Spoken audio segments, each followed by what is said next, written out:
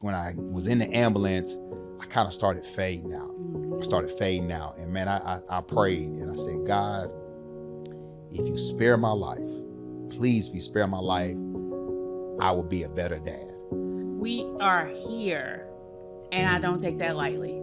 God talks to me. If you as a man, if you want to excel in your journey, you got to have a God-fearing woman along as your mate to help you weather these times. Yes. I tell people, I didn't lose a son. I lost my best friend. Man, we got some kids that are just lost. I used to look at it and say, man, what's happening to our kids? But now I look at it and say, who's leading our kids? Right. I just be honest, man, we live in a world now where adults, we don't want to take accountability.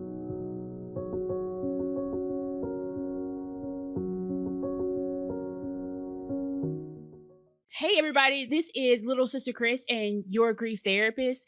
And right now I'm sweating just a little bit. So I have my glasses in my hand. I will get them back in a minute when I'm not as hot.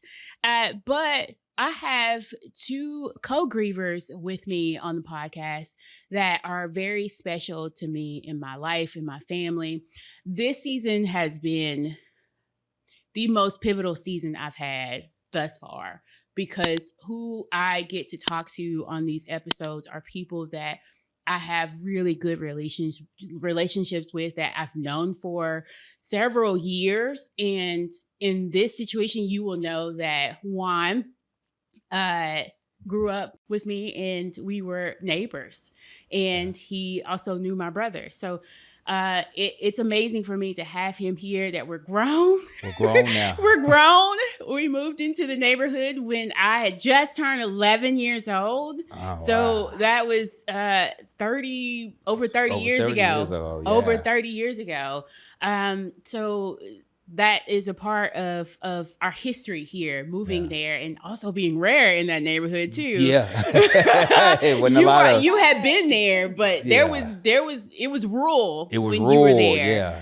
So when we came in, you had already been there, right? Culture shock. Like we got houses up beside us. Yeah. And just to know that y'all were there when it was like land everywhere, and animals, farm animals, all the stuff, the Hagers, all of them still there in that area. And then we came in and it was like, it was nothing but like, maybe four black families. Total 4 or 5 black families. And that may be stretching it. Yeah. Yeah, you, the Renfros. Yes. And the Smiths were the biracial couple. Yeah. And then I had the Greens. I had the Greens that lived up the street from me, but their son never went to school with us. Oh, okay. But I think that's it. But for you had been there a while before we got there. Yeah. In 93. And I was, man, believe it or not, I was happy when they built the neighborhood. Because I had, it's like, I got friends now. Yeah. I can have some friends. Yeah. I didn't have, it was only like family members. Yeah. It was my closest friend was Mike Thomas, and he lived off of Earhart and Central Pike. And so he used to ride his bike to the house, and that was a 25, 30-minute ride on the bike. So that was the only way I got to play with somebody locally. And these were back roads. These back roads, Twisty, windy roads back then. And there's still a little bit left, but it's not the way it used to be. But to ride your bike on a country, windy, narrow road, just to have a playmate. Just have a playmate. Elementary. It was like, man, his parents is nice. No cell phones, no pagers. So he just left the house. And yes. So I have Juan and his beautiful wife here, Diamond. This is the Adams. Meet the Adams family. The real Adams family. The real Adams family. Not the movie. Yes. And we are are you local to Nashville or no? No, I'm not from Nashville. Okay. Yeah, so I'm from Detroit, Michigan. I moved here in 2003 when I started college at Tennessee State University. So yes, I've been here. I know, right? I've spent my whole adult life here in Nashville. So it's like home, you know, but it's been good to me. Yeah. Got to meet my husband. Yeah, you're one of those ones who came to school and decided to stay. Yeah. Mm-hmm. Kind of like he decided because he proposed. I was like, I was gonna move back home. She was gonna move. We were dating, and then we got serious, and he was like, I think I want you to stay here. And so, I know that's right. but it was amazing. So no, I love Nashville. I was here like when it was like very, very country. But now it's city, you know. So been here for a while. Yes. So it's home. So I was looking on Facebook and I saw that you guys just celebrated an anniversary. Yes. Mm-hmm. 12 years. 12 years. 12 years. Yes. Congratulations. Thank you. We've been together 16. Oh, wow. And married 12. Oh my gosh. So Yes. Thank you. For awesome. Yeah. Awesome. So Juan and I grew up together. And we were on the bus together. Yeah. And as I was 11, he was 10 years old. Yeah. And you remember being mean to me when we first started out? Man, you know what? I wasn't. So I'm gonna tell you, I don't think it was a purpose, but I don't think I was as nice. Yeah. Yes. Diamond. Yeah, because we, as kids, you joke and play. Diamond. I need to hear your side of it. Please tell. Like, Diamond. What did you do or what did you say? He would not leave me alone. Are you serious? It was like, I don't know if you would call me names or it was just like you would like be relentless. And I was like, I'm the only black girl on this whole bus. I feel like we was being initiated. I was like, and that might have been what it was. I was so happy to see black people. It was just like, I didn't know. Like family. Yeah, I mean neighbors, because I was having to go all the way out to Warden to see black people. Yeah. Yeah. So That's it was different. It was different. That's different. We went to Warden. You went, Yeah. Remember we had to go all the way out to Warden. Which, y'all, if you're not from Nashville, from Hermitage, which is on one side of the county, to Wharton is on the whole opposite side. Look, this is the best way. We had to go from Nashville Shores to Slim and Husky Pizza. That's how far. Wow. As 10-year-old and 11-year-old had to go for school, for middle school. Yeah, every day on the bus. Yeah, so... Yeah. We had a miscommunication of sorts, and it was solved by my dad coming on onto the bus. Yeah. He pulled a Medea move. Yeah. And he came on, and then after that, it was smooth sailing. Yeah. It had no more. You got a great memory. Yeah, it was smooth sailing. Yeah, it was smooth sailing. So after that, listen, kids, if there's anybody listening today, I want you to triumph over that and just know that you will grow old. Allow yourself to grow old in these situations. That it happens whenever you get people together. It happens to not take things personally, and then you don't ever know what each other is going through. You never know whether it's my situation or Juan's situation when he was a kid. You don't know what's happening. So allow your adults to step in. Allow your adults to step in, and then again, we grew older, right? Yeah. So talk to the people about what you are doing now and who you represent, all of that stuff. All that good stuff. Yeah. So I wear a lot of hats right now. Currently, I wear a lot of hats. So we'll talk about my main things I do right now. So I'm a business owner, company called the Shower Pros at Floor Factory. It's a remodeling company, and it's unique to other remodeling companies because it's a virtual remodeling company. When I first got started in 2009, I realized that I just didn't fit the look of what people thought they want to give their money to do the remodels. A lot of my work was in Williamson County, and I would go to people's home, knock on the door, and they give me this look, and they're like, well, we're gonna let him in, but we probably not gonna go with him. And so to combat that, what I did was I learned how to take the information provided via pictures and create preliminary estimates to pre-qualify the customer. And so I knew once I got them in my showroom and got them in front of me, I could sell the customer. So I started that process. I did the reverse, and I started that, and then I started building a reputation for myself. And then I became the go-to guy. If you want to remodel, go to Juan. If you want it, he's the guy to take care of. And so that's what I do full time. And it's unique. I literally manage it from a laptop and my cell phone. Showroom, I keep it closed unless somebody wants to come in and do an appointment, pick out product selection. But I like it because it allowed for the next layer of my life that I was working on that I didn't know would be what it is today, which is my community part. So I'm a co-director of a program called NYBA. So NYBA stands for Nashville Youth Basketball Association. NYBA started roughly about 2011, 2012. I came in probably about 4 to 6 months after they had it going. And it was ironic how I landed there because Brandon had just moved here, my son. He moved here in 2009, and I was trying to find him a basketball program. And took him to a couple different places, and my son was behind the curve because he hadn't played ball. And a lot of people didn't give him what I would say the attention. And I took him up to NYBA. And this is the ironic story. I went to NYBA a couple of times because they always had these signs posted. And I always called and they never answered the phone. And ironically, the guy that never answered the phone is my best friend. That's like my brother. That's who brought me in as a director. Yeah. And I just saw like they had the vision, they had blueprints, but they didn't have the physical assistance. Mm-hmm. And so we were literally one day at a gym. They did a practice. After the practice was done, me and my son was on the side goal, just shooting, going over some drills. And the guy said, my brother now, Coach K, David Curie, he came up to me like, whatever you're doing here, just keep doing it. I'm finna send some kids over there. So I didn't think nothing about it. So I got a line of kids. We're going through these drills. Next thing I know, we was doing evaluations for a summer league. And powerful. And I've been there ever since. So working with the youth. And then that kind of went good because I was already doing youth ministry at my church. And so I'd already been working with the youth, was already working at Old Hickory Community Center. And that's ironic, man. I say, man devises his way, but the Lord directed his steps.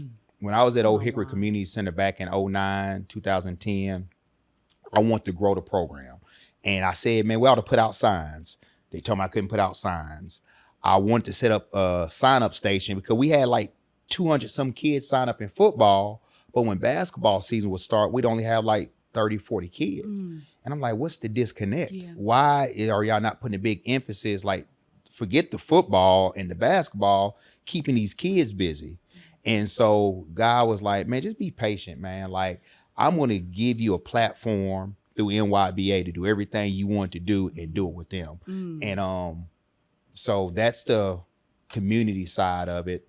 And then outside of that, we started the Bdon Foundation in light of Bdon. So, man, mostly, if I'm not remodeling, I'm working with kids. And if I'm not working with kids, now another layer I've added is something called Strength for Men's Ministry, which I've been working on it for a couple of years, but it's really launching this year. And that's where I realized you can build the foundation of a child, but what really needs to be done is the adults. Yeah. So the leadership can fall down. Because you can raise a child up to be whatever you want them, whatever the best household, best environment, best everything. But if they have an outside influence, and a lot of time an older influence, and it could be a year, 2 years older. You know, we talk about a 17, 18-year-old listen to a 19, 20, 21-year-old because they think that's adult, and it can shift their whole narrative. Yeah. So now I'm working on more men ministry so we can be trailblazers for the future. So I appreciate you seeing the vision and just being connected so much with the Spirit, in that God was like, I need you to be patient. Yeah. I need you to be patient. There is a vision here, and there is a purpose here to grow it to where it is today. Yeah. How many kids are you now? Has it grown to? So I'm gonna say on a yearly basis, we probably touch somewhere, and I'm gonna give a realistic number. If I look at we're going on year 14, 15, I'm gonna say somewhere between 3,000 to 4,000 kids. And it's the thing, what I just kind of it dawned on me, it's not just Nashville kids. Yeah. It's a national program. Yeah. So I got kids in Kentucky that I work with, kids in Alabama, kids in Virginia. I got kids all across the globe that I've built a relationship with them through this basketball. And now that they've gotten older, and the main class I worked with was the kids that are 2026. They're going to be seniors this year. And the parents are reaching back. Man, thank you. We appreciate that. Hey, man, my son's getting ready to get a scholarship or he got an offer. We appreciate that. Yeah. Man, you know what? Just thank you for being positive. I got a guy, a kid from Alabama, dad just celebrated a birthday. I text him happy birthday. Yes. He's just like, man, I appreciate that. Man, my son hadn't played with you in years, you know, but man, your family does. So that's my joy in it. So it's a lot of kids, and they keep coming because people keep having babies. Yeah. That's oh true. Man, that's awesome. That is awesome. So talk to me, because recently you were nominated for Father of the Year. Man, I should have brought my award, man. I told that thing around like a football. Father of the Year. Yeah, Father of the Year, yeah. So tell me about this process. How were you nominated, and what was going on with that? It's ironic. Me and my wife, we were having a date night, and we were at this place. Matcha. Matcha. Yeah. It's like a tea by the soccer stadium. Yes, okay. All right. So we were there. We were just outside enjoying the little swing and the tea, and her phone rings, and who did they ask for? Did they ask for my name or Mr. Adams? Juan Adams. Yeah, so I think it kind of threw her off. She's like, man, hold on, who calling my phone looking for my husband? Yeah. So you know, I'm like, oh man, like I ain't did nothing. So I'm like, calling? Yeah. And then they asked to speak to me, and they got on the phone, and I forgot who the first person was. Maybe was he? So it was who I call Mama Maggie. So I'm a fitness instructor. And so in my fitness world, I have who is now I've adopted as another mom. She's been around me for probably over a year. And so she saw my husband and I just, daily, and saw how we operated. She saw the things that we were involved in. And so something, right, about my husband spoke to her. And she was actually the Unsung Hero Award winner for the Women Who Rock Nashville this past year. So I call her Miss Maggie. Her name is Maggie Lawrence. And so this is the first year that they were doing Men Who Rocks Nashville. And so she said this would be a wonderful opportunity to nominate your husband. So she actually was the first person to nominate him for Father of the Year, with all of the things that he had going on. And so quite naturally, right, she had my information, so she did that. And so that's how they got my number, contacted me, and we were like, whoa, who is this calling? So that's how that was connected. See, that's why you gotta keep a wife. That's right. it threw me, like I said. That's right. Yep. So they called and they asked me, they told me what I've been nominated for and what I accepted. I'm like, heck yeah. So because I'm real, like Crystal, one thing about me, everybody knows what's my favorite holiday? Father's Day. Father's Day. That's and I know they know official, but it's my favorite day. And for me, because it's ironic, you got a kid who grew up, and I don't even know if you noticed this as a kid. My mama, I ain't had no dad. I know you never no boyfriend, no nothing. Like it was like no male at all. Just me, my mom, different family members, but I didn't have that person come in and say, hey, I'm going to raise you to be a man, not at that young age. Now, it came later in life. We probably get on that subject here later, but and so to not have a dad, to have my son at 16, I had my son at 16. I didn't know that. Yeah. See, nobody believed me. Yeah. When I was telling people like, man, I think I got a child. They're like, man, you ain't got no child. And they're like, we ain't seen him. But when I got 18 and got that letter in the mail, he was yours. Yeah, he was mine. Yeah, it got real. And so to be nominated for Father of the Year, and then you add the irony of losing a son, and I just realized all these kids I work with, you become a surrogate father. And that's something that you have to realize if you're coaching, mentoring, like there's kids out there like me that don't have dads. Yeah. And when you start pouring into them, you become their dad or that male figure in their eyes. And so I think that's why that award was so important, because like I pride myself on manhood. I pride myself on being a father. Mm-hmm. If anybody, you know, people ask me all the time, man, if you could meet your dad, would you? Now, maybe, but knowing the process I had to go through, it was God's purpose. It was God's purpose. I wouldn't be the man I am today had I met him. Yeah. Now I had my pastor, John West, and that's who came in and became my father. Yes. He'd been in my life since I was like maybe 8 or 9, but I didn't have a relationship with him then. Mm-hmm. We really started putting this relationship together when I probably about like 2009, 2010. And he just saw the way my life was going. And he just like, man, God got potential for you. Yeah. And if you keep going this direction, it's not going to go right. He's like, man, you're doing childish things. You're operating like a little boy. Shut it down. Yeah. Shut it down. Yeah. And if you're willing to listen, I'm willing to teach you. And I fought it. I fought it at first. And then, man, it got to a situation where God was like, man, listen to this man, because I got some stuff for you, Juan, that's finna come in the future that I need you grounded as a man, because if you're not, you're going to get lost in the shuffle. Yeah.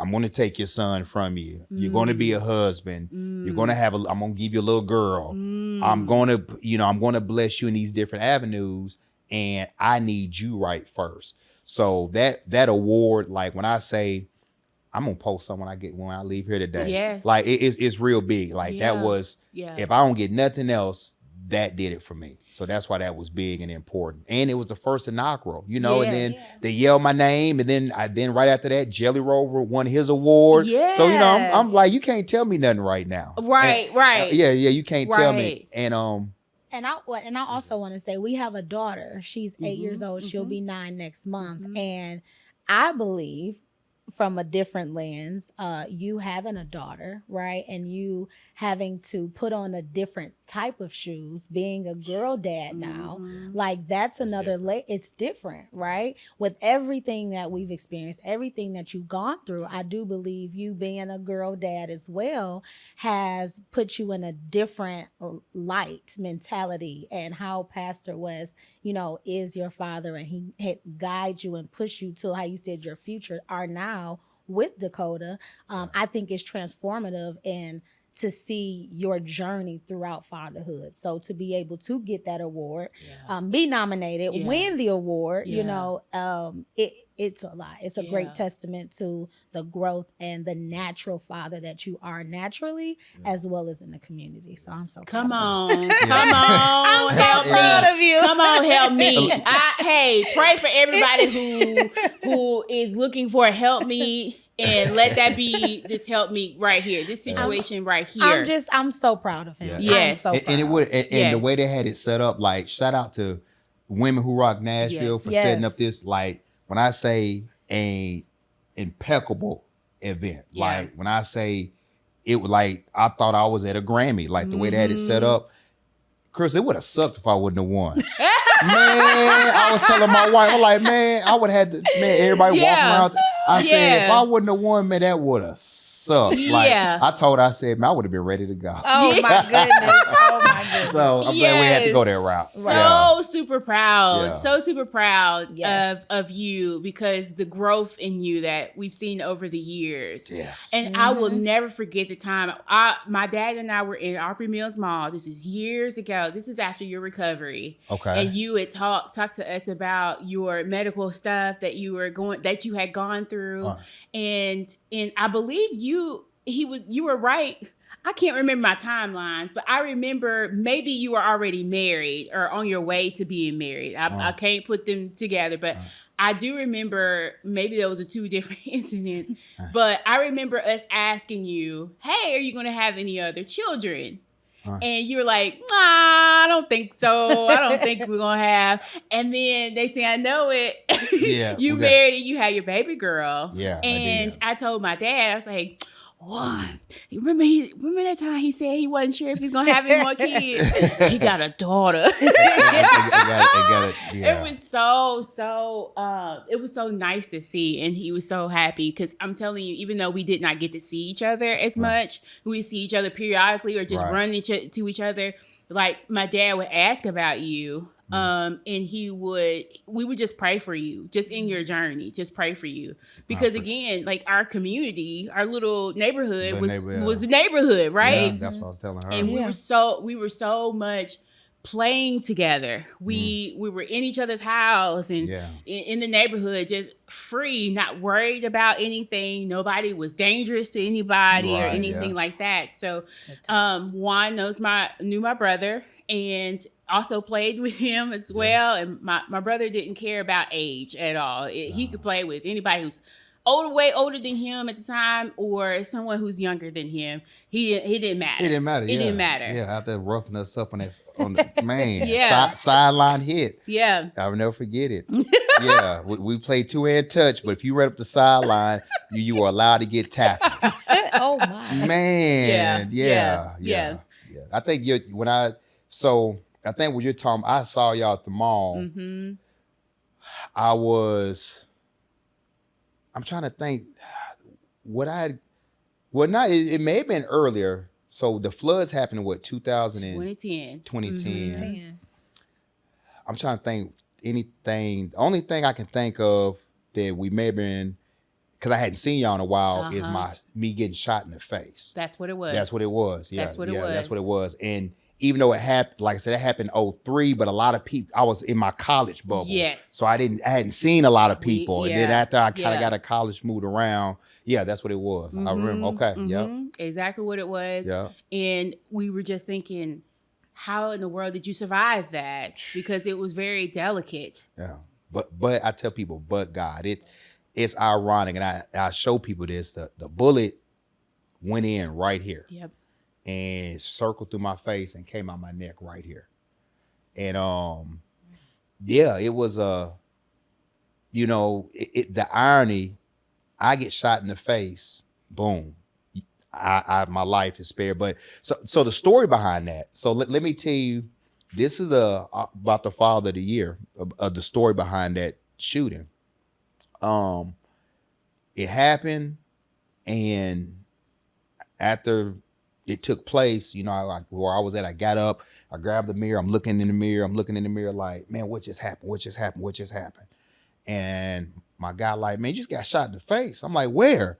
Because my face wasn't bloody, my clothes weren't bloody, but I had on some white Air Force Ones, they were covered in blood. So I guess the blood was coming out of my neck, getting onto my shoe. Yes. And so, I called my mom, she like, go to Vanderbilt. She's like, just make sure you go to Vanderbilt. And so I remember the ambulance getting there. And then when I was in the ambulance, I kind of started fading out. And man, I prayed and I said, God, if you spare my life, please, if you spare my life, I will be a better dad. Because at the time I was young, I was 19. So I'll be honest, I was keeping in touch, wasn't keeping in touch, wasn't near financially taking care of my son like I needed to. He was in Louisiana 10 hours away. And I just wasn't doing what I was supposed to do. And I remember his mom wrote me a letter. This is when people still wrote letters. So she wrote me a letter and she was just like, Juan, I want to let you know, I didn't have this baby by myself. I'm trying, but I need your help. And it's ironic. I got the letter and I hadn't responded yet. That happened, and I actually wrote it back. And what I wrote her, and this is why I respect their family, her too. Brandon's mom, Tiffany, like I respect her to the highest level, because I wrote her a letter. I said, I just need a year to get it together. Okay. If you can give me a year, I promise you, I'm gonna orchestrate some steps, and I'm gonna do. And man, she said, okay, and she allowed me that year, and here we are today. Wow. Yeah. Ooh. Yeah. Father God. Yeah. Yeah. I woke up in that hospital like, okay, I got to get this together now. Father God. Yeah. And we are here. Yeah. We are here. And I don't take that lightly. Yeah. I don't take that lightly. Every time you post on Facebook, every time you have videos, every time your wife has videos, like I do not take that lightly, because even when you got nominated and they posted on the big Black people making moves, I was just thinking, I started getting shaken up a bit, because I was like, this is Juan. This is his life. I have been in the very back seat of watching him from a kid to now. And it moves me to see who I'm about to get. You about to get me, Lord have mercy. It just moves me to see this. Especially in the Black man. Yeah. So I appreciate y'all. And my I tell people, she has a lot to do with it. Like I met this woman in 2009, and she changed my life. Like she changed, and I always tell, and I can tell the story here. Yeah. Like I always tell the story. Like I was in a prior relationship. It's going about 6 years, and it was toxic. Yeah. Like it was very, very toxic. And once again, like people got to understand, Christ is the head of my life. Like I truly, truly center everything around Christ, and not only center around it, I keep him at the head. And me and her were just talking this morning about, like, I got a unique relationship with God, and I'm not saying nobody else has it, but like God talks to me. And when I say talk, like how we're talking now, like he gives me instructions, and I don't have to read it on the page. I don't have to see it in a sign. I don't have to look in a water fountain and see the water dribbling and read a message. Like God's like, hey, Negro. Direct. Hey, this how you need to operate. Yeah. And when I met her, man, I met her on a Friday. Yeah. We went out on a Saturday, and I said, yeah, this is gonna be my wife.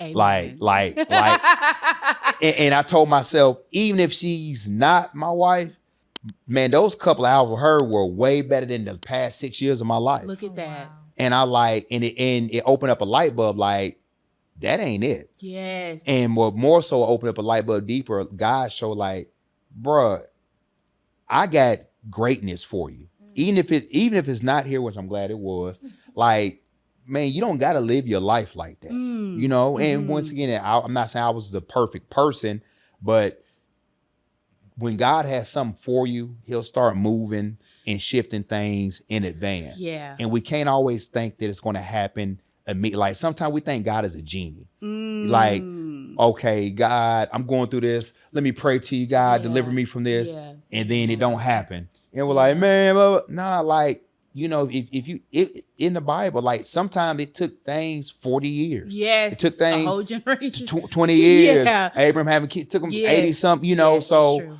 we that. live in this microwave concept that like it's going to happen. But I say all that to say, I mean, look at that. It took me 6 years, but I got delivered. Yes. And this has been my backbone. Like I tell, man, guys, if you as a man, if you want to excel in your journey, you got to have a God-fearing woman along as your mate to help you weather these times. Yes. And this is like God sent me this woman. Yeah. Thank you.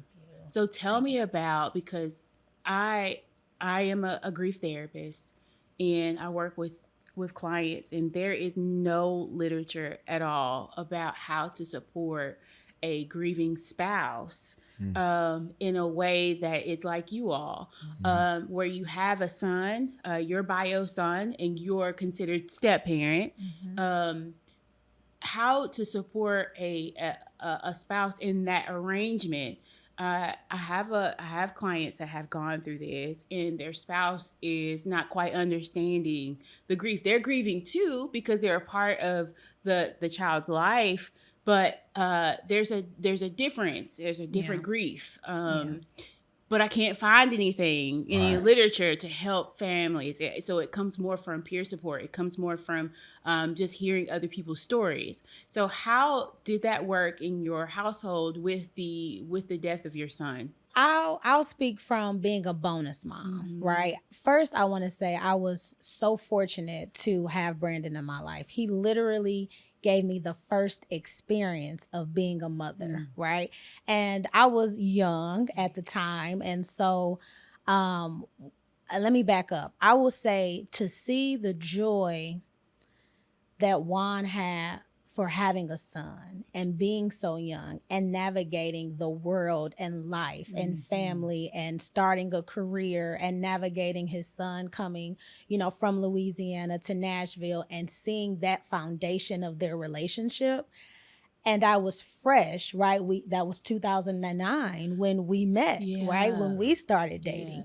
And so it was all of these things, fresh things happening at the same time. So I can say from my perspective, being there pretty much from day one of him now having Brandon in his life, navigating our relationship, and then myself being so in love with this boy from Louisiana, right?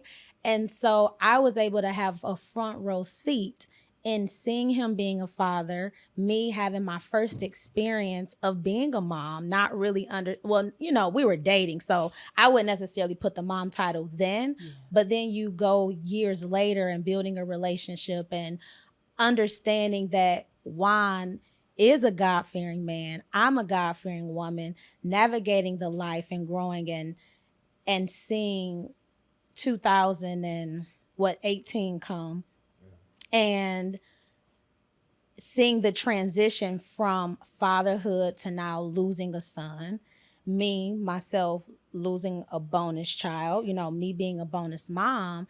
And I am a nurturer by heart. I lost my father at 19. I was in college, so I was young, right? So I had grieved my father, and I had some other losses in my family. And so in that space, I know that I turned to the Bible. I prayed. I was in the Word. I had a relationship, still have a relationship with Christ. And so I know my grief through that time of grieving my father and navigating those emotions and navigating that process, that for me, it was only God that could bring me out, right? And so you fast forward to a grief that we shared, but in different lanes, him being a bio father, me being a bonus mom. The first thing that I could do was go to the Word of God, right? And knowing that my husband has a relationship with Christ and we do, as a family and a couple, I was able to know that God had him, right? He had us, he had our family, he had the, Brandon's family in Louisiana. And so when you say like, there's no literature, we don't know how we can, one, for me, be present in my grief, right? Because that's a whole nother situation. But then also to be my husband's wife and to know that this is his child that, he created or helped create, that's a totally different feeling. And so I do believe at that time, and I don't even know if we really talked about it, is I had to put on my wife hat. Like I had to put on my nurturing hat. I had to put on my compassionate hat. I had to put on the hat to where I showed up for my husband, right? I dealt with me. I knew God had me. But in that season, I had to show up for my husband.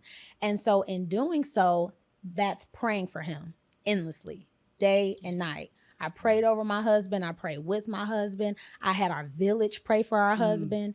And I knew that having God and Christ as the center of it, I knew he would be okay. But then also you have to understand Juan as well, because we talked about this as far as how we grieve differently, right?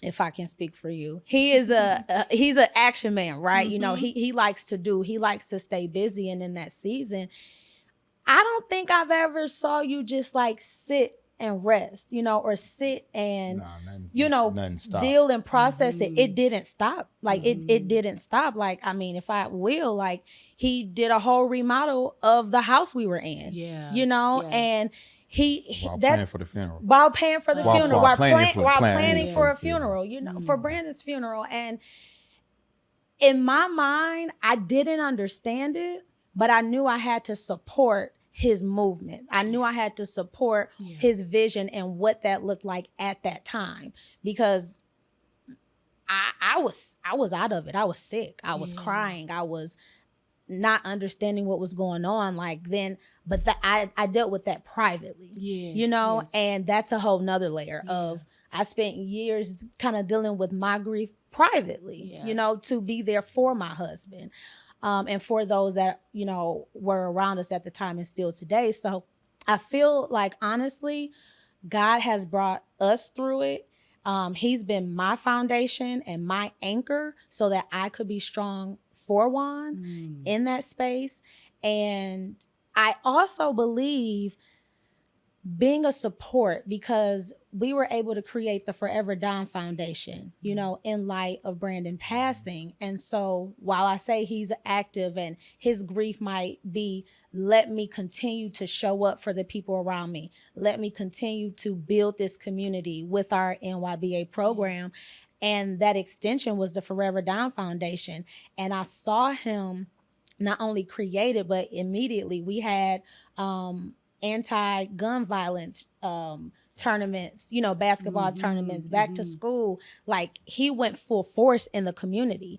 And so again, a part of that grieving is, I feel him continuing to pour that love, continuing to pour that fatherly just era and aura to the community of the kids that we were involved in. So I would say for me, it may be a little different than other people's story, but when you have the love of Christ inside of you, and when you have a relationship with Christ, we're gonna go through the emotions. We're gonna go through the ups and downs. Like, it's not just one feeling every day. And I know you said something earlier about people expecting you to maybe be in a funk or expecting you to cry when you need to cry.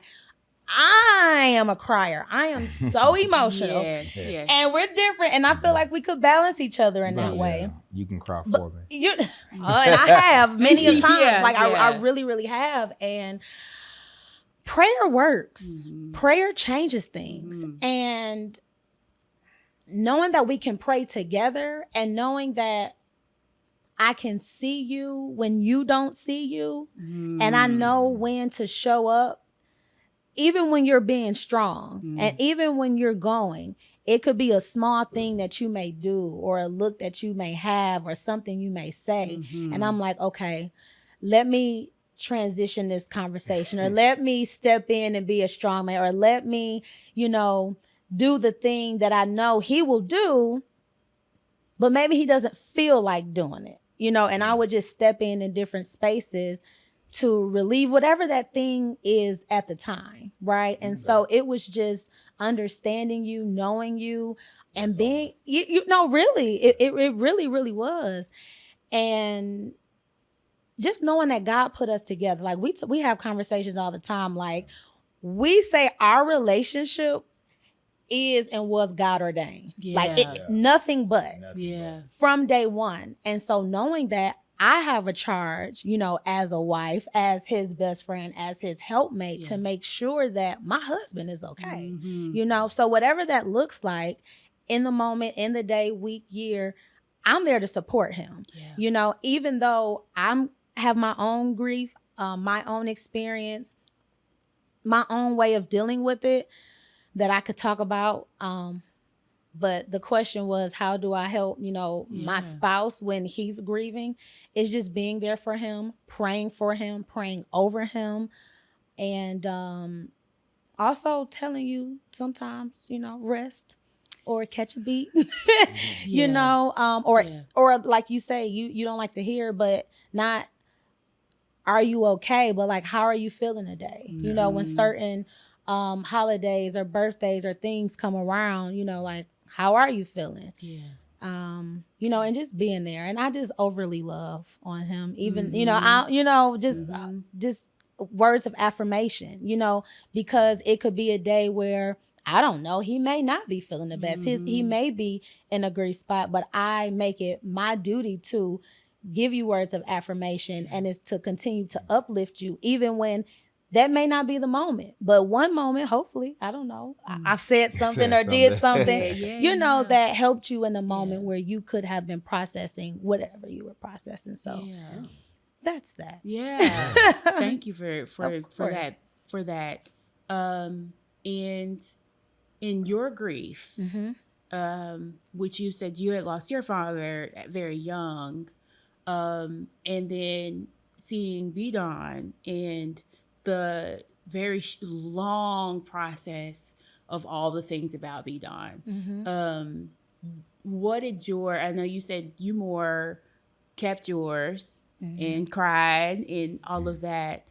But what did your grief look like? And then in the closet, I guess. Yeah. No, and I thank you for asking that question, because that's actually a part of who I am and what I do now. So I've always been active. I've always been an athlete, if you will, dancer in the marching band and things of that nature. And so when I grieved my father in college, I focused a lot on my organizations, like what I was doing, like showing up, going to practices, performing, like putting my all in. I had a tunnel vision in that, because just for me, we talk about people, going to take therapy, or like, what does that look like? People journal, people like to talk to people listen to music. Well, for me, it was being active, right? It was fitness was a big part of that. And so I found that whether I was practicing or performing or going to a workout class, that's where I found peace. Like, that's where I was able to be with myself and collect myself, neutralize my thoughts, if you will. Yeah. And so that was a big part of it. And so fast forward to when we lost Brandon, another part of Nashville Youth Basketball Association, I am a dance and a cheer coach. And so I started, and I had my girls.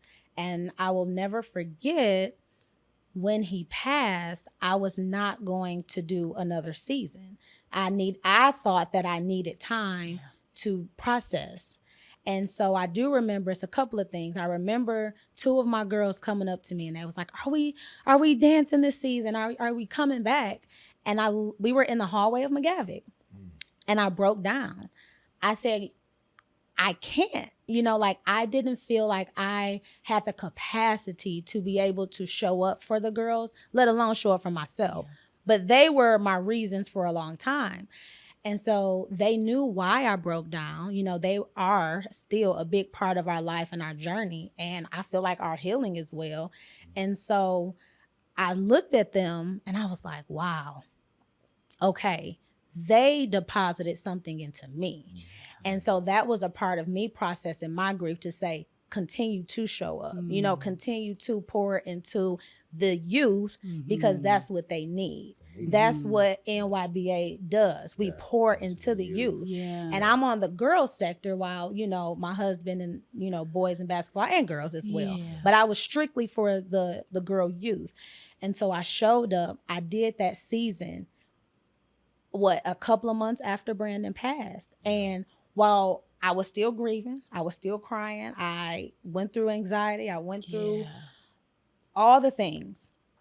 However, when I was at practice, when I was ordering their uniforms, when I saw their faces, when they told me jokes, that to me was a part of healing through my grief, which was me experiencing grief and how that navigates. Doing it individually. Like, this was something that I was doing. I didn't have to tell anyone. I didn't have to talk to anyone other than my father, right? And then the second part to that is that same time frame, I had just started fitness classes at a local gym. Right. And so practicing and preparing for my first class, Brandon walked through the door. And he looked at me. this was, of course, before he passed. He looked at me, he said, "What you doing?" I said, "I'm practicing. Like, I'm about to start fitness classes." And he looked at me, he was like, "That's dope." And that stuck with me. That was maybe July, August. He passed in October. I did a couple classes before that.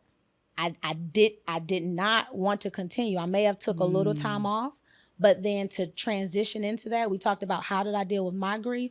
I started going to that gym and taking the owner's classes because I knew I needed to be active. I needed to do something that helped me process my grief, not just crying and being at home. Yes. I went to those classes, Crystal, and physically, I did not have the energy to do those workouts. I pictured Brandon practicing basketball, showing up for his games when he didn't want to. Like, I would tell myself while I'm working out, Brandon wouldn't quit. Brandon wouldn't stop. Yeah. He wouldn't do it. Yeah. And so a lot of that was my mental, not accepting what was happening, but feeling him in the moments that I was navigating, understanding that fitness, working out, being in the gym truly is my therapy. Like, it's my therapy. And I realized that. And so anything that allows me to be fit, or anything that allows me to be active, anything that puts me in a space of joy, even if it's a 30-minute class or a walk around the neighborhood, that is processing. That is me helping through my grief. That's important. Yeah. And that's how I did it. And that's why I never stopped. I told Juan I had classes where no one would show up. Nobody. Yeah. You'll still But do it. no one. But I needed that time because if I stopped and if I really sat in what we were dealing with and the loss of Brandon, like, so prayer, being active, and also having a village. I have a praying grandmother.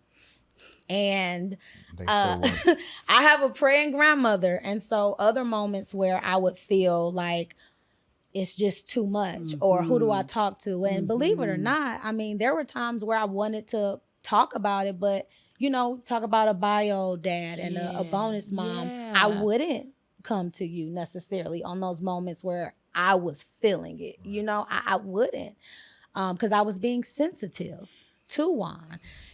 Yeah. Whether it's good, bad, or indifferent. My take on this. Yeah. I know we're different, right? But I will call my grandmother. Grandma, just pray for me. Yeah. Pray for me. Watch videos of him. We have a daughter, so when she became old enough, like, I would talk to her about him, and process that, and just it's an array of things, right? But definitely being active, finding a village, and prayer. Yeah, like, that's how I was able to navigate it, just in some ways. Yes. Thank you for sharing that. Of course, thank you. Of course, thank you. You went first. Oh, I know it's different, but that's just my it's my perspective. It's my perspective. Yeah. And I'm gonna tell you, I'm glad that, because we've never had that conversation. I've never asked her, how does she grieve? Yeah. I don't think you've ever asked me. Or maybe if you asked me, I didn't have an answer. I've definitely asked. Or you may ask, are you grieving? Not really, are you grieving? But we've had conversations about grief often. And your response, I mean, we just had one yesterday. Oh, okay. We just had one yesterday. Remember that one? Remember. Yeah. And so based on your responses to a lot of things, and I know you've grieved differently with different people, right?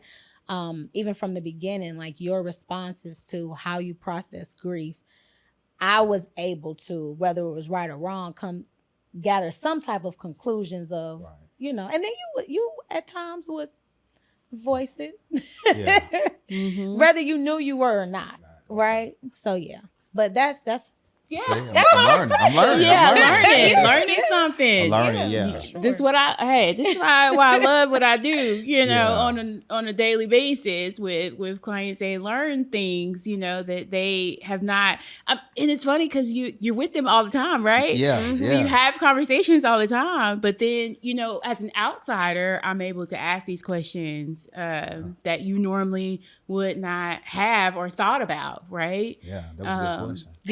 Yeah. I needed that. Yes, good. Yeah, good. I needed that. Yeah. I'm so glad. So tell us about Bdon. Tell us about Brandon. And I'm gonna just tell you in transparency, at the time I was working for the police department. And I remember hearing Brandon Adams, and I started thinking, wait a minute. Why do I know that name? Why do I know that name? And it kept gnawing at me, because you know, I see a lot of things when working at the police department. I saw a lot, but I was like, dang, what is Brandon? And then once it came to me, it was like I was frantic. I just went on Facebook, and I believe you had posted something about it, and devastated. So tell me about Brandon. Tell me about your process. All right. So, like I mentioned earlier, you know, you got a 16-year-old kid having a kid. And when Brandon got I'll say about 3 or 4 years old, that's when I started consecutively going down to Louisiana to see him. So you got to understand where Brandon's from. Brandon's from a city called Rain, Louisiana.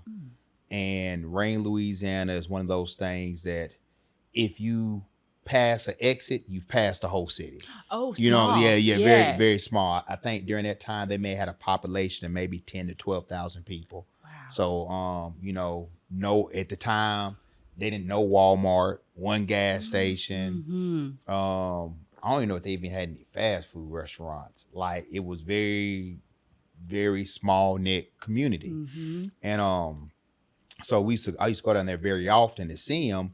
And then once the family started getting comfortable with me, he started coming to see me for summers and holidays. And as Brandon was getting older, you know, he wasn't necessarily getting in trouble, but the discipline his mother was giving him was kind of, I'm gonna say, he was receptive to it. And so I had asked for several times for him to come, and she was like, nah, keep him here. And I remember maybe the beginning of 2009, she was just like, man, look, he ain't not actually, it was 2008. It was 2008 because I had just graduated college. So it was about 2008. She was like, man, he just, I think he needs your touch. And I was like, you know, it's hard to do it over the phone. Yeah. I just need him here, you know? So he came, and man, one thing about Brandon, his smile, like that was his signature, his smile, because he wasn't never a bitter kid. Like, he was always happy. You know, I wish cell phones recording was a big thing back in, you know, 2003, 4, 5. I wish I could have recorded more. Like, he was just a silly child, and his sister Dakota reminds me of him so much. But he was just great spirits. But one thing about Bdon that really caught my attention, he was very independent, and like he could read something, and like he wasn't a kid to ask me for a lot. You know, I used to buy him a lot, but he never asked for it. He wasn't like, oh, I gotta have the Jordans. Like, he liked Jordans, but like, he understood at a young age, like, Jordans cost money, bills cost money. I need to evaluate financial spending in the house before I ask for stuff. I'm not gonna come ask my parents he didn't ask to borrow money all the time. Like, he really wanted to try to make his own way for himself at a young age. Very independent, very, very independent. Like I said, the basketball was something that, like, he wasn't really good at basketball at first. And people don't realize, like, I tell people that story all the time, like, we had to work to get there. Rest in peace, Ryan Westbrook. That's one of my good friends who was Bdon's trainer that lost his life. We talk about mental health to suicide. Yes. And man, like him and Bdon, like they worked to get to where he was at. And you know, if anybody look, you know, you go Google Bdon, he accomplished all the bells and whistles as a high school athlete. So he was just a joy to be. He was my best friend, and that's something that I tell people. I didn't lose a son. I lost my best friend, and that hit a little bit different because, you know, you confide in your best friend. You know what I'm saying? You talk to your best friend about everything. You tell your best friend, like, you get excited. You know, oh, my bestie. You know how y'all girls do. He was my bestie, and it's like, so we developed that relationship, and probably the hardest part about me and his relationship was he was so independent, or wanted to be independent, that it came at a fault, because he wanted to show me, like, Daddy, I can do this on my own. Daddy, I can make this happen. Daddy, I don't need your help. I remember one time he had told us right before he passed, he like, Daddy, don't worry about the decisions I make, because they're going to affect me. They're not going to affect you. And you know, here we are today. They definitely affected us. Yes. But now that was him. Nobody had anything negative to say about Brandon, because he wasn't going to wrong anybody. You know, if he just had a big heart, a lot of love. And, you know, I'll just be honest, Crystal, like the outpour that we got of him passing afterwards, that's been crazy. Like I go places, like I'm Bdon. Oh yeah, you're Bdon's daddy. Oh, hey, what's going on, Bdon's daddy? Hey, who are you? Oh yeah, I went to class with him. Hey, I went to school with him. Hey, I worked at this store. He used to come in here and buy this. Hey, like everything. Like when we say forever Don, like it's really forever Don. Yeah. Like it hasn't stopped. It's not. Like I was just at Kroger's a couple of days ago. What's going on, Bdon daddy? Oh, you remember me? I was such and such. Yeah. And I used to play in your program, and man, Bdon used to be nice to me, and you used to be nice to me. I'm like, oh, okay, you know, 'cause I see so many kids. So, but that's just, he just had a pure heart. Yeah. Yes, indeed. He was so funny. Yeah. He was so funny. Yeah, he was funny. I mean, he was funny. He was talented. He was kind. He was so funny. Yeah. Oh my gosh. Like, I just remember times we would be in the living room and he would just crack a joke or put on a song, or we would have a dance battle. And I felt like he was cool, you know, and he didn't have to try. He just, like, God blessed him with a spirit that was infectious, you know, and you talk about his smile, and it was just contagious. Yeah. Like, yeah, he was sweet. He was a cool, smooth dude. Yeah. And like I said, it was natural. It was natural. Yeah. It was. Yeah. And ironically, it wasn't something that, you know, in their generation, a lot of time when guys are like that, a lot of people hate on it. Yeah. But they didn't. Yeah. You know, it's the opposite. He drew a lot of guys to him.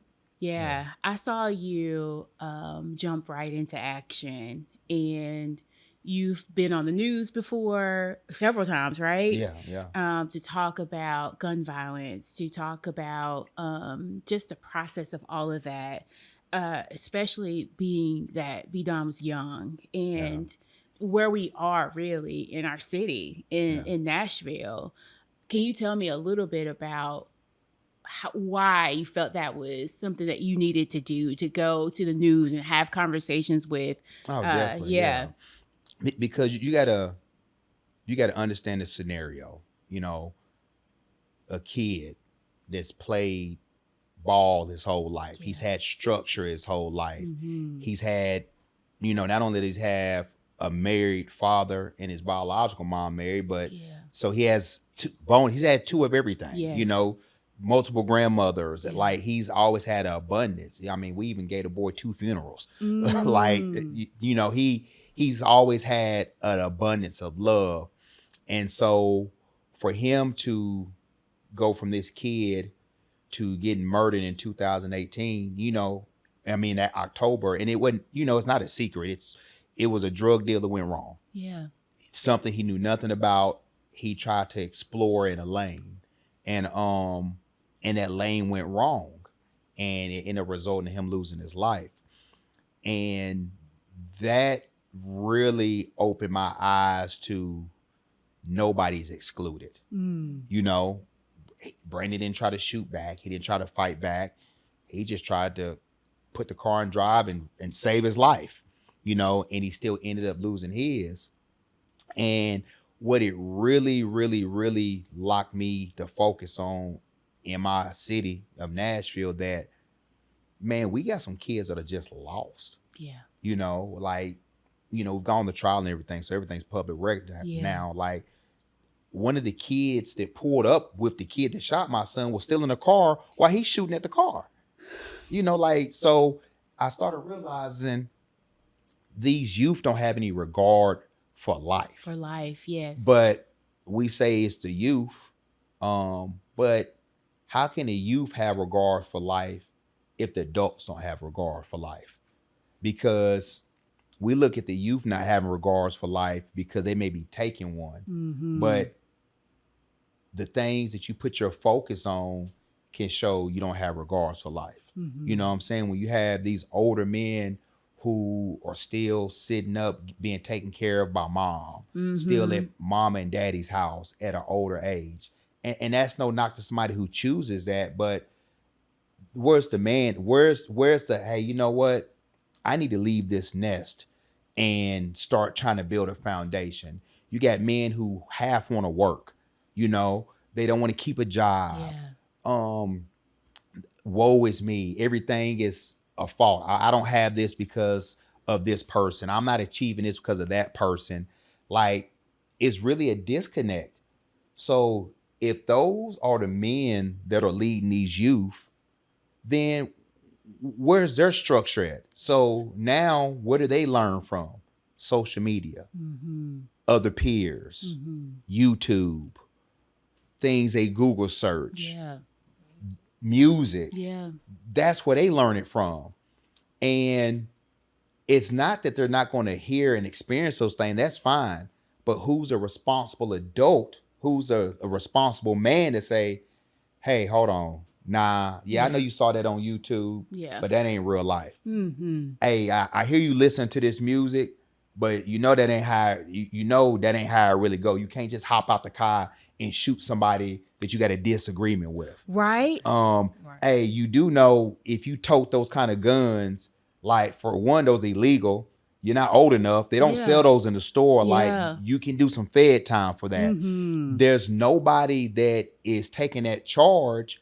And so you create this recipe of youth that have no direction. Like, we fail to realize a child is a child. I don't care at the end of the day, the beginning of the day, the middle of the day, a child's a child, which means your brain is still developing. And if nobody is there to guide that development, then what develops it? It's almost like it develops itself, and it can only develop what's poured into it. So if trash is poured into it, then only thing that can come out of it is trash. You're so right. And so that's why we have, like, man, it's gotten so bad, Crystal. I don't even cut the news on. She'll tell you, I used to be one of the people. I'm waking up, I cut the news on. I want to see what's going on. Same. Yeah. Shooting. Such and such killed. Such and such shot. Kids. 12 years old. 13-year-old. 14-year-olds. Females. Little girls. Drive-by shooting. It's so at an abundance. And I used to look at it and say, man, what's happening to our kids? But now I look at it and say, who's leading our kids? Right. Who's leading them? But then I get on the parents' social media and I see who's leading the kids. And I was just talking to somebody the other day. I'm like, look at what we're modeling. Like, how can you expect better? You can't tell somebody not to do something. Man, great example. This is what it came. I was on the phone with somebody, and they're like, man, their daughter's starting to smoke weed. And they're like, man, she's only 18, man. She's starting to smoke weed. and she got in, she stole her mama weed, and she was smoking her mama weed. And her mama got mad and put her out the house. Mm-hmm. Oh, man. Mm-hmm. Mama, you smoke weed in front of her all the time. Yeah. You smoke weed. If she's So able to get your weed, yeah. that must mean you're not being private about it. Yeah. You got it somewhere to where she okay knows, with it. hey, I can go here and take it.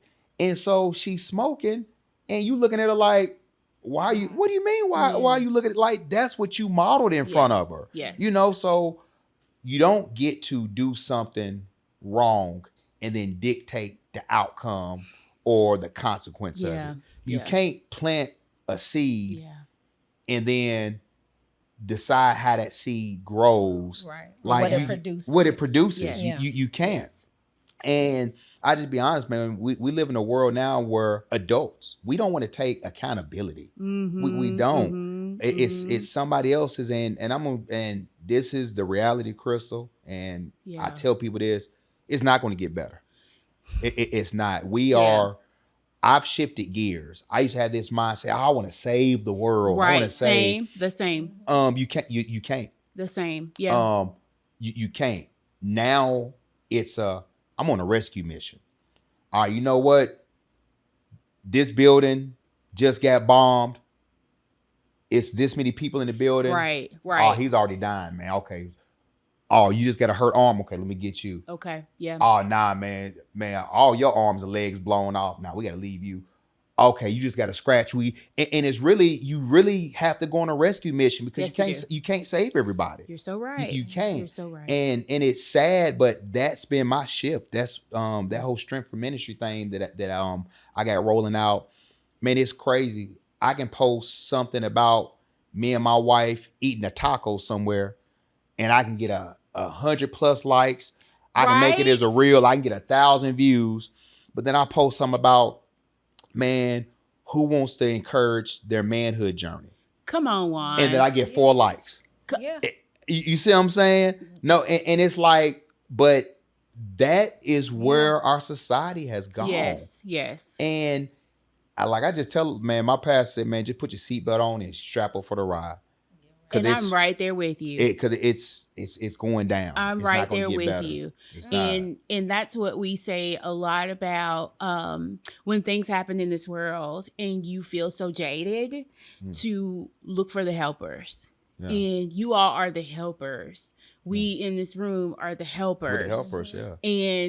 And it might not be the whole world, but it'll be a community. And it might not even soak into this generation, right? It might be the next one. So we are planting seeds for people. And preferably we'll live long enough to see their kids. And then we'll be able to have those moments so that Bdon his life is not in vain at all. And then our purpose is not in vain. God's purpose will never be in vain, right? For us, in that we are taking these things that we have gone through, the loss of my brother, and this is the reason why we have the podcast here, that we are continuing to spread. And just like you said earlier about, you can post something real crazy online and get all these views and all these likes and all this stuff. I've been doing this podcast for 6 years. 6 years, and we're just seeing a steady incline in views and all of that stuff because I'm continuing to be consistent. Like the Lord said, be patient, right? Yeah, be patient. Be patient. Yeah. So, I'm not here dancing and doing the challenges and acting a fool and anything like that. We're talking shots. like real life stuff. Yeah, this is real life stuff that people go through all the time and don't want to have the conversation. Right. Yeah. So I appreciate you guys for coming in. I'm going to have a second half of y'all and I'm gonna have them back, y'all, so we can just kind of dissect some things. Hopefully we can get our schedules together so that we can have more of a conversation, because I kind of want to go get into anger. I want to get into a lot of other stuff with you all, because you have a lot of dynamics here that I think is very helpful. And as we are wrapping up on the Grip Spot audience here, would you like to say anything to the audience who will be listening to this, because you are Father of the Year, and you are Help Me of the Year to Father of the Year. Yeah. So anything that you would like to say? I would say, speaking on grief, if you don't know Christ, get to know him. Okay. That's me. I stand on that because in life we have to have a foundation. Mm-hmm. We have to. Mm-hmm. And we cannot lean on ourselves. Yeah. We cannot lean on our spouses or our community first, right? That's going to be the support that is going to get us through. But to get started with any journey, any healing, any processing, you got to know Christ. Also, the most important thing is to have conversations, like be authentic to who you are. Have that at least one person that you can verbally speak with to express your emotions, to process whatever you're going through, and know that you can do hard things. Like we can do hard things. Yes. And it's okay not to feel perfect or to feel put together every moment of the day. It's okay to be vulnerable, and it's okay to lean on your support system. Mm-hmm, mm-hmm. And if you are married, know that your spouse is your spouse for a reason and a season and seasons, and hope that they can continue to be. And know that even here today, we heard things that we've never told each other. And trust in your spouse and know that y'all are a team, and that if you have nobody else, you have Christ, you have spouse, or you have a support system, you will be okay. Yeah. I'm just piggyback off my wife. Like I can't explain the importance of having Christ first. A lot of people God this, God that, God this, but like, who's your God? You know, it's a lot of people call on different names, but you know, I try to make sure we give it two different ways, because somebody may not believe, you know, and we don't want somebody to say, hey, I don't believe, so this podcast is not for me. And so I kind of take a different approach. What I tell people is, I'm not going to try to judge you for what you don't know. I encourage you to, I don't want to instruct you. I encourage you to get an introduction. And people that know me, especially I'll be 42 in August, look at my life shift. Like, I'm not telling you Christ because I've been taught it. Because it sounds good. I'm telling you Christ because I tried it. I tried it. And this version of me that you see now, that's him coming in, changing this heart. And so now I can do these works. Now I can do these. He's just using me. My life is not mine. And as I close, something I want people to really have a mind shift on is, you hear this thing about having faith. Because I'll be honest, the grief, you got to have faith. And people say faith without works is dead. So it's something you got to do. You got to do this. You got to do that. And I'm here to challenge and tell you, it's not anything physically you can do, because that would defeat the purpose of Christ. Faith without works means faith without obedience. Just be obedient. And when you're obedient, certain things will be a byproduct of your operation. Operate in obedience and not your works, and then let the works be the byproducts of the obedience. That's biblical. That's biblical. So I appreciate you for giving us the word, for you all giving us the word, and for, again, you all being here, Juan and Diamond, the Adams. We appreciate them being here. I will bring them back on here. We want to come back. I would love to come back. Cool. I could talk for another 3-4 hours. Man, I'm going to bring them back so just be ready for their return back to the podcast. You have graced me so well to learn, and then to be able to go out and do what I do on a normal basis, which is be a therapist. And we thank you. So Chris, this will be definitely helpful. This is awesome. We enjoyed it. Like, now this is a night. And I want to say, I'm proud of you. Thank you. I'm very, very, very, very proud of you. Thank you. Because the same lenses that you got to watch me all those 30 plus years, I've got to watch you. And to see you land here with all you've gone through, with all the family shift and transitions. Yes. And to see you land here, but God. But God. Keep it going. Thank It's a blessing. you. It's a blessing. My brother here. Thank Thank you so Thank much. you for So we having will see you us. next time. We love Yes. you. Bye. Bye.